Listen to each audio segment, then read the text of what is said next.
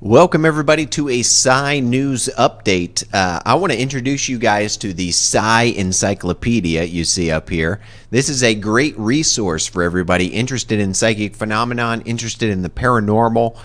They add new stories and new information all the time, so check it out. We're going to check out a couple of the recent additions today, starting with a reincarnation case. I love reincarnation cases. This one involving Kemal Atasoy. It says, Kemal Atasoy was a Turkish Alevi boy who recalled being an Armenian man residing in Istanbul. And Kemal started to speak about a past life when he was 2.5 years of age.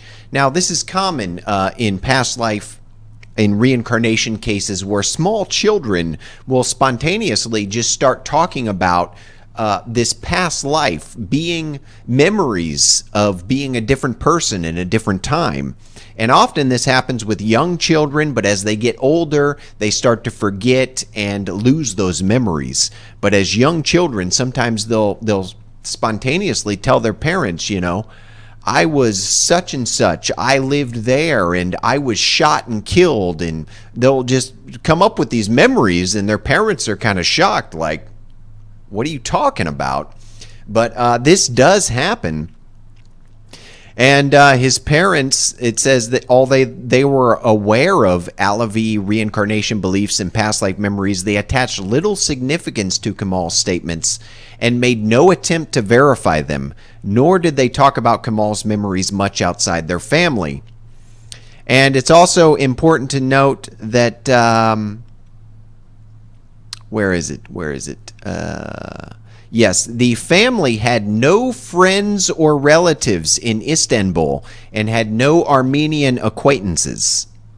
Now, this Kemal, like I said, he claimed to have been in a past life an Armenian man residing in Istanbul. So, parapsychologist Jürgen Keil, I believe that's how you say that, learned about Kemal's case from his interpreter, who he says, who knew the Atasoys. The interpreter happened to mention his work with Keil researching children with past life memories, and Kemal's father told him that Kemal was such a child. So Keil and his interpreter met Kemal at his home. His mother was present for the entire interview, and his father joined them partway through. And the interpreter translated Keil's questions at short intervals. Keil took notes but did not make audio recordings because he had found that cassette recorders often create needless distractions. Now, this might seem a little bit odd, as why not record the conversation? What distraction is that going to pose? But I guess maybe he figured he was dealing with a child who might be interested in the tape recorder more than the questions. Although I would have tape recorded him if it was me investigating the case. So anyway, during this interview, Kemal told Keil many details of this life in Istanbul as an Armenian. He said he had lived and died in Istanbul. His house was next to Isagel's house. His house was large and had 3 stories. It was at the water's edge. Boats were tied up at the house. A church was at the back of the house. His family name was Karakas. He was Armenian Christian, married, had children, was rich, carried a substantial leather bag. Okay, and all of these details he provided to the investigator. And remember, this is a 6-year-old child. So then there's on to verification. So, of course, these Keil, the parapsychologist, he's a parapsychologist, right? Yeah, parapsychologist. He went to Istanbul to investigate. And it says verification of Kemal's statements was greatly facilitated by his memory of being Isagel's neighbor, as this woman was moderately well known in Turkey. She was an art dealer who had gotten in trouble with the law and had fled the country when a court case was opened against her. Keil located Isagel's house in the Singilkoy section of Istanbul. Next to it was an empty 3-story house that matched Kemal's description. It faced the Bosphorus Strait, where boats were moored, And behind the house was a Greek Orthodox church. Now remember, these are all details he gave. Boats were tied up. It was at the water's edge. A church was at the back. Okay, it had 3 stories. Everything is lining up here. Learning the identity of the house's former occupants, it says, proved to be more difficult. Initially, Keil could not find anyone who had heard about an Armenian who lived there. There were no Armenians in the area at the time of his inquiries. Eventually, he encountered an elderly man who had lived in Sengokoy for many years, who told him that an Armenian had definitely lived in that house at one time. Keil then interviewed a local historian born in 1924 who provided additional information. Keil asked the historian what he knew about the house's occupants without letting on what Kemal had said. The historian told him that an Armenian Christian, again, we have that detail, he was Christian, boom, there it is.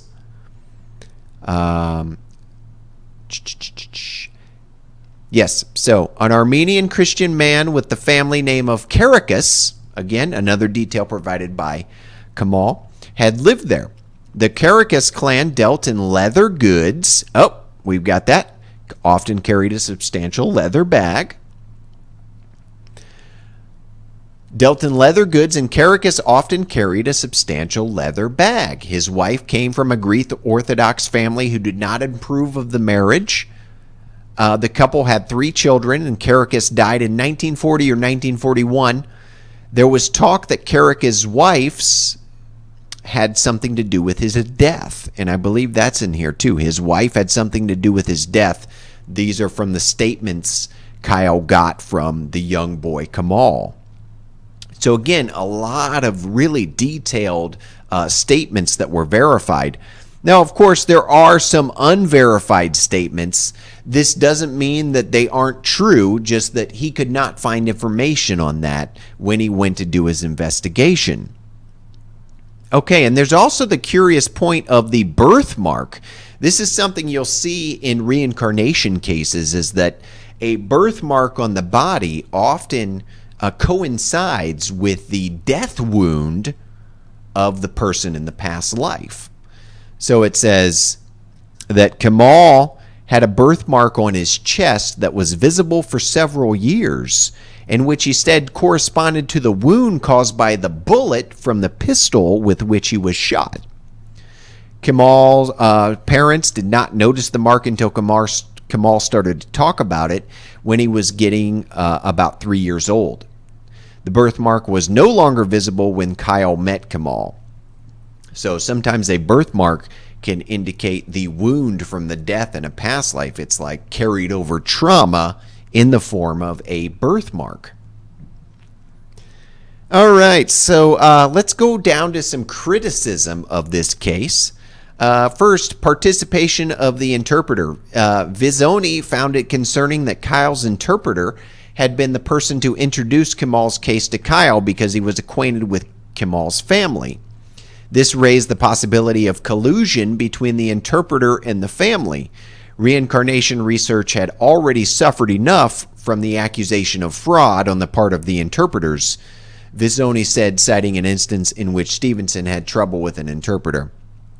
So this is always a possibility that, sometimes the family will feed their children stories and, tell their children, I want you to say you remember this and I want you to talk about this, and basically create a false reincarnation case because the family wants attention. They want the love of researchers and news coming to interview them because, oh, my son's the reincarnation. Look at my son. He's a reincarnation. And yes, Channel 4, we'll do your interview now. They want the fame, the interview.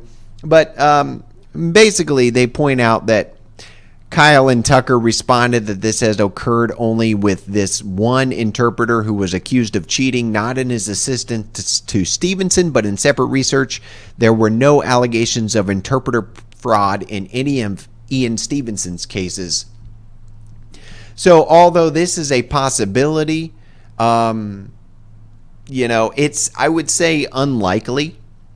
There might be some families who want to get famous from having their children be a reincarnation. But I would say,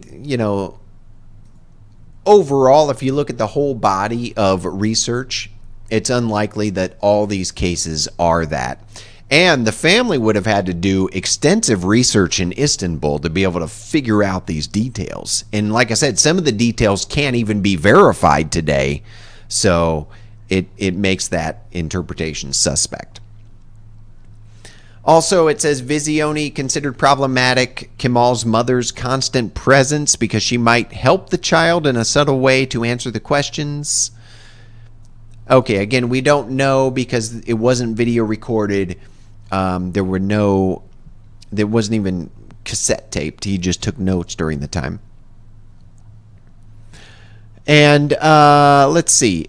Interview with the historian. Under this heading, Visioni suggested that Keil should not have been the one to verify Kemal's memories because he had already possessed the statements of the child. Rather, the verification should have been carried out by another independent investigator who would lack all knowledge of the statements.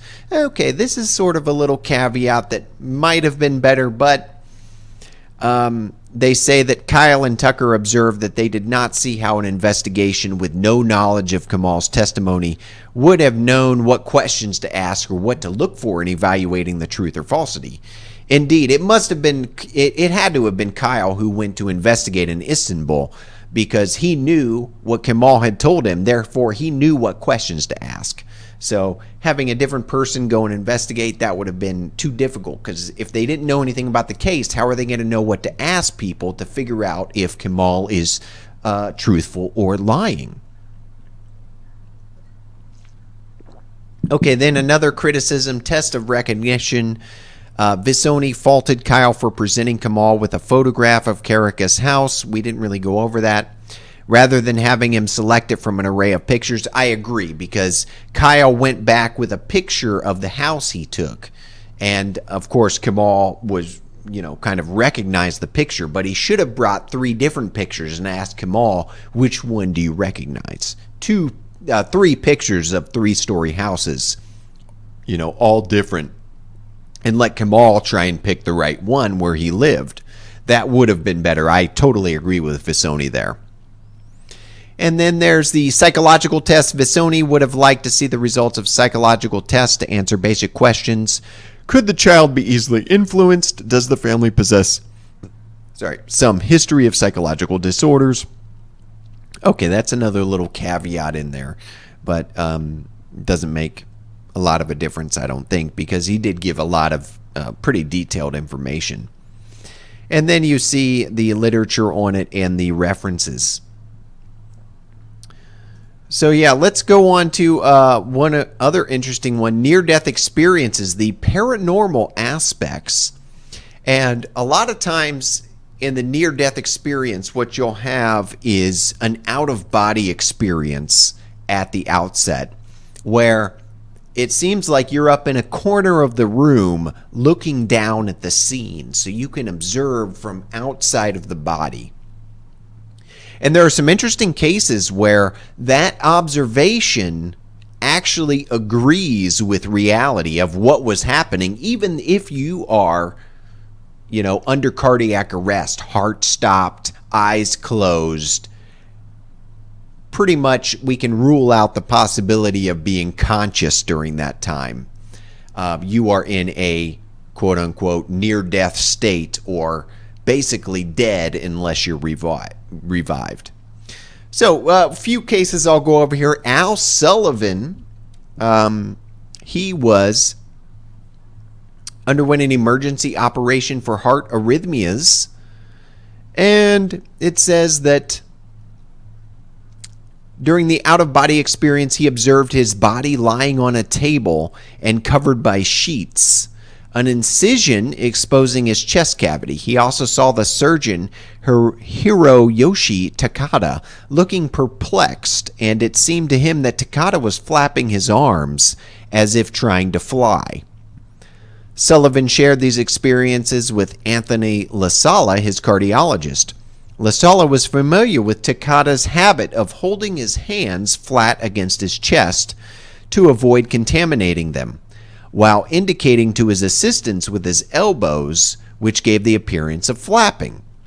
In public statements, Takata confirmed this trait, further declaring that he had never encountered a case of a patient describing an operation in such detail and that he could not explain it. In a video reenactment, Sullivan's eyes were taped shut and a sterile drape was placed over his head, blocking any possible physical perception of Takata. These conditions were explicitly confirmed by La Sala as having been used during the procedure. So here's a man undergoing a procedure with his eyes taped shut. He has an out-of-body experience. He views it from above, and he sees Takata kind of motioning with his arms, which looks like he's flapping his arms like a bird, and that is verified as something that Takata did in fact do. But how would he know that when he was undergoing emergency operation, undergoing surgery with his eyes taped shut? Okay, another interesting one is the scissors and needles case. And it says this was a case, a patient, an obese middle-aged woman with serious bronchial symptoms requiring emergency surgery. And let's just go to her out-of-body experience.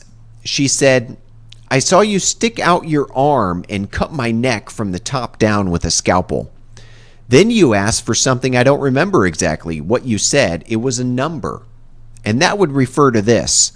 It says, Pertira and one of the anesthetists made insertions in her chest cavity to allow excess air to escape using orange needles labeled 14. Okay, so that would be, it was a number that you asked for, number 14. They opened a little case and gave you a really strange pair of scissors that opened downward in 3 parts. You stuck the scissors into the hole you made in my neck, and you put a white plastic tube in there." Okay, and the scissors that opened in 3 parts, it says, "This is a special type of forceps that resembles a pair of scissors from the back and the long beak of a wading bird from the front, but with 3 prongs." So she's observing these, very detailed surgical instruments. "You stuck the scissors into the hole, you made it my neck." Okay, we went over that. "After that, you hooked something up to me, kind of a rubber like electric tubing that electricity cables run through. Then something happened. I don't know what it was. I saw my body and I heard all kinds of noises coming from the monitors. You were all talking and listening to my heart. After that, you all asked for something and poked huge needles into me that were orange where they were whitest." Again, we have the orange needles labeled 14. She correctly described the color. And it says the patient observed highly specialized medical instruments that would be familiar to few people outside the otolaryngological field. This, together with her ability to name the color of the needles, suggests the descriptions were unlikely to be based on residual hearing under anesthetic. So, very interesting. Now, skeptics would have to say that basically this is a false memory based on, TV shows of medical procedures. We have these shows where doctors do medical procedures, and maybe they're just falsely creating this memory based on TV shows or from hearing. Possibly they can hear even if they are under anesthesia. But it really gets difficult when you get more and more details. The number 14, the color orange, the scissors that opened in 3 parts. I mean, the highly detailed and specific to her case, it really does start to seem as if they were out of their body viewing the scene. Another interesting one, major skull. Neuropsychiatrist Peter Fenwick and his wife Elizabeth reported the experience of Major Skull, who during a hospital treatment found himself floating to the upper left-hand corner of his intensive care unit room. Skull observed his own body and, through the windows at the top of the walls, was also able to perceive the reception area outside. He suddenly saw his wife Joan talking to someone behind the receptionist desk, which seemed strange as it was not visiting hours. He noticed she was wearing her red trouser suit. The next thing Skull knew was that he was back in his bed, and the moment he opened his eyes, he saw his wife in the red trouser suit at his bedside. Interviewing Joan, the Finwitz asks whether she often wore the red trouser suit and whether her husband was particularly fond of it. Neither was the case. Joan had decided to wear it on this day because she thought it was a lively color and would help cheer him up.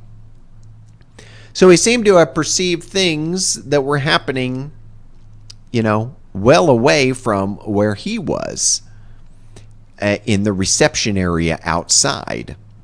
And sometimes in near-death experiences, when you have this out-of-body experience, you can perceive in 360 degrees and perceive things happening in other places as well. It's like the mind has expanded abilities. Now, skeptics would have to interpret this as when his wife came in and he woke up and saw her with the red trouser suit, he created a back false memory of viewing this during the time that he was in the intensive care room. That is one possibility, that he saw her coming in the red trouser suit and somehow created a false memory of seeing her before that time. Although it does get a little bit harder to justify that when they can also come up with details of what the person was saying in the other room during the time they have their out-of-body experience. So let's see if we got one of those. Let's go. Yeah, the smoking grannies one is pretty much one of those. So 17-year-old Michaela of Homer City, involved in a serious car accident, flown to the hospital. Okay, so we got serious brain injury, wounds to her arms. And she had a near-death experience. And towards the end of the experience, she found herself up in the corner of the hospital room looking down on her body. Then she saw her parents sitting in the hospital cafeteria, both her grandmothers sitting across from them. As she watched, she heard her father say he was going outside for a cigarette. Surprisingly, she heard both grandmothers then say that they too wanted a cigarette, although neither of them normally smoked, and this event was explicitly confirmed by her mother. So here, kind of like the previous case, viewing something outside of the room where you are at, and this time she heard her grandmother saying they wanted a cigarette too, and it was confirmed by her mother that indeed was what happened. So if she saw her grandmothers later on and created a false back memory, how would she have known that her grandmothers wanted to smoke when they normally didn't smoke? You see how it starts to not add up? And it starts to seem like people do have authentic out-of-body experiences where they perceive from another location in space from their body, perceive things that there's no way they could know unless they were outside of their body. They had paranormal perception. Okay, and the final one is the Dentures Case. This is a fascinating one reported by Pim van Lommel. Great book on near-death experiences that he wrote. I forgot what it was called. Maybe Consciousness Beyond Life. I'll check on that. But anyway, this is about a man who had a massive heart attack.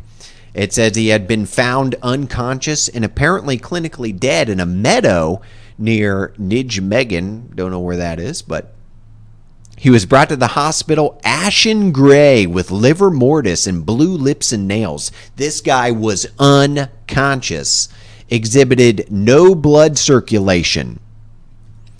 Okay, so TG, who worked on him, took over the resuscitation, along with two female trainee nurses, placing him under a mechanical CPR device to massage the heart. It says he inspected the man's mouth in order to place an airway tube in it to prevent the tongue from sagging back into the throat, before placing a ventilation mask on the patient's face. During this inspection, TG ascertained, to his surprise, that the patient still had his upper denture in. It evidently had not been noticed before. TG removed the denture and laid it on the crash cart, a metal-wheeled structure with 2 fixed shelves and a wooden pull-out shelf, on which were all the medications and infusion fluids needed for resuscitation. At that moment, there was still no heart rhythm or blood circulation. TG regularly checked to see whether the patient's eyes reacted to light, but the pupils remained unresponsive. It says his team continued only because of his relatively young age. And let's move on. After about a week later, the patient was back on the cardiology ward, where TG had the task of distributing medications. According to TG, quote, "The man sees me coming in and I can still see his face, like really surprised and pointing at me. Hey, but you know where my dentures are."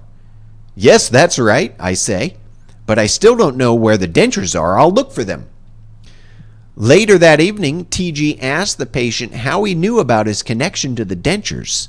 The patient described how TG took the dentures out of his mouth and placed them on the little shelf in a cart with all kinds of bottles on it. Quote, "He described it from a high place from where he looked down on us and from a corner so that he could see the whole room. He also described the little counter that was in an alcove. He couldn't have seen that from his bed lying down because there were curtains in front of it, halfway. And the position in which he was lying all the time was on his back with his head facing the ceiling, with his eyes closed. I only opened his eyelids to look at the pupil reflex. The rest of the time his eyes were shut. He also described the 2 young ladies who were with me. The very important thing was that he also saw and heard our doubt. And we did express our doubt during the resuscitation, like, 'So what should we do now? We've been busy for such a long time already and still no heart rhythm, still no blood pressure. Shouldn't we stop?' So TG was impressed by the patient's story, knowing his prior condition, what his prior condition had been. At the time that TG took the upper denture out of the man's mouth, he had not yet turned on the CPR device. TG is therefore certain that at that moment there was still insufficient blood circulation to bring the patient back to any level of consciousness.